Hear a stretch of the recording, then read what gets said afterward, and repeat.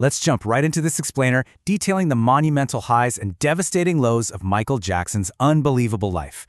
We're looking at a story that honestly completely defies standard logic. A man who reached the absolute pinnacle of global entertainment, broke literally every record imaginable, and yet carried a profound weight from his earliest days right up until his sudden end. So, who was the real Michael Jackson? To actually understand him, we've got to look past the iconic dance moves, the sold-out stadiums, and those glittering jackets, and ask what truly fueled this historic journey.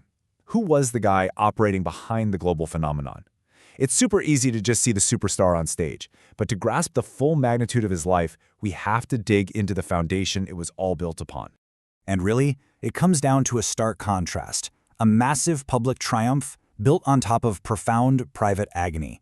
On one hand, you've got 1 billion fans and unmatched fame, a level of adoration most of us can't even conceptualize, right? But on the flip side of that exact same coin is deep-rooted childhood trauma and a wildly mysterious demise. You literally cannot separate the two. Section 1. A harsh childhood. Before the whole world knew his name, he was just a kid navigating a reality that was definitely no fairy tale. Born into a crowded, tiny home in Gary, Indiana with 9 siblings, music was absolutely everywhere. His mom, Catherine, played the piano, and his dad, Joseph, played the guitar. So the DNA of music was baked into his everyday life from day one. But that constant exposure came with a really dark, heavy price. The source material makes it incredibly clear. His father, Joseph, enforced relentless practice, and he did it through brutal physical discipline, including beatings with a belt. This wasn't just, strict parenting. It was an abusive environment that inflicted severe mental trauma. And that trauma would basically haunt Michael for his entire life, completely shaping the highly complex adult he'd eventually become. Section 2. Rise of the Jackson 5. Yet, out of that harrowing, high-pressure environment emerged a legendary musical phenomenon. While he performed right alongside his siblings, Michael quickly stood out as the undeniable breakout star and the true heart of the group. The Jackson 5 had an amazing dynamic for sure, but Michael's vocal range, his stage presence, and just his pure emotional delivery eclipsed everything else. He wasn't just part of the band, he was the absolute center of gravity. And that raw star power translated into historic numbers. By 1969, they hit a staggering milestone. 4 consecutive Billboard #1 hits. 4. Starting with the absolute classic, I Want You Back, they literally took the American music scene by storm. This set up the massive foundation of fame that Michael would soon use to launch himself straight into the stratosphere. Section 3. Breaking global music records. As he stepped away from the group, his solo career completely shattered the limits of what anyone even thought was possible in pop music. He dropped this historic sequence of mega hits that defined entirely new eras. We're talking about the disco-infused energy of Don't Stop Till You Get Enough, the complete global takeover of Billie Jean, the introspection of Man in the Mirror, the cultural impact of Black or White, all the way to the emotional depth of You Are Not Alone. He wasn't just releasing songs, he was authoring the soundtrack from multiple decades. Let's just talk about the sheer scale of his success for a second, because it's almost impossible to comprehend.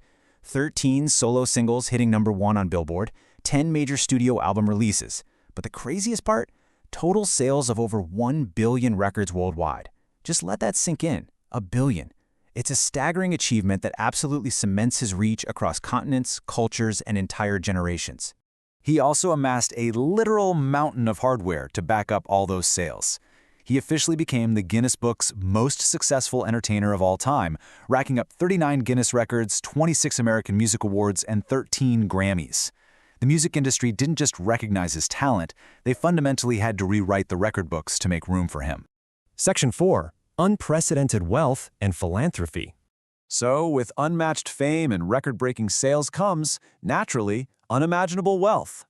But what he chose to do with a vast portion of that money is absolutely key to understanding his legacy. He channeled an estimated $300 million directly into charitable causes. $300 million.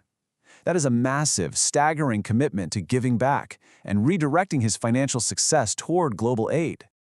Through his Heal the World Foundation, he actively sought to, remedy the pain of the world. He created this specifically to fund global humanitarian efforts and support children in need. When we look back at the severe trauma of his own upbringing, it makes so much sense, right? It's highly likely that through this foundation, he was trying to provide the healing, safety, and support for kids that he was so desperately denied in his own youth. Section 5. A mysterious and tragic end. Tragically, the highest peaks often have the steepest, most devastating drops. And that brings us to the dark, final chapter of his life. The immediate clinical cause of his sudden passing was a fatal overdose of propofol. Now, propofol is an incredibly strong, powerful clinical painkiller and anesthetic. It was this specific drug that ended the life of the biggest pop star on the planet, stunning the entire globe in an absolute instant.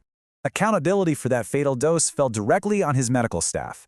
His personal physician, Dr. Conrad Murray, was legally found responsible for administering the lethal dose, and he was subsequently sentenced to prison. So the immediate medical mystery was technically solved in the eyes of the law. But the sheer, unprecedented shock of Michael's death spawned massive global speculation that, honestly, continues to this day. Because of his outsized, larger-than-life persona, lingering public theories immediately filled the void. The source material highlights several of these, ranging from alleged assassination plots orchestrated by the Illuminati to rumors that he simply faked his own death to finally escape the crushing, inescapable pressure of his fame. Now, as an impartial explainer, we're not here to endorse these theories, but they do clearly show just how difficult it was for the public to accept that a seemingly immortal figure could simply pass away. Which leaves us with one haunting question to ponder. Did the unimaginable weight of being the king of pop ultimately cost him his life? From a deeply traumatic childhood designed to forge a star, to global records that completely defied gravity, all the way to a tragic, medicated end, was the ultimate cost of becoming a global immortal simply too heavy for one man to bear? It's a fascinating, heartbreaking question, and one that absolutely forces us to rethink everything we know about the true price of perfection.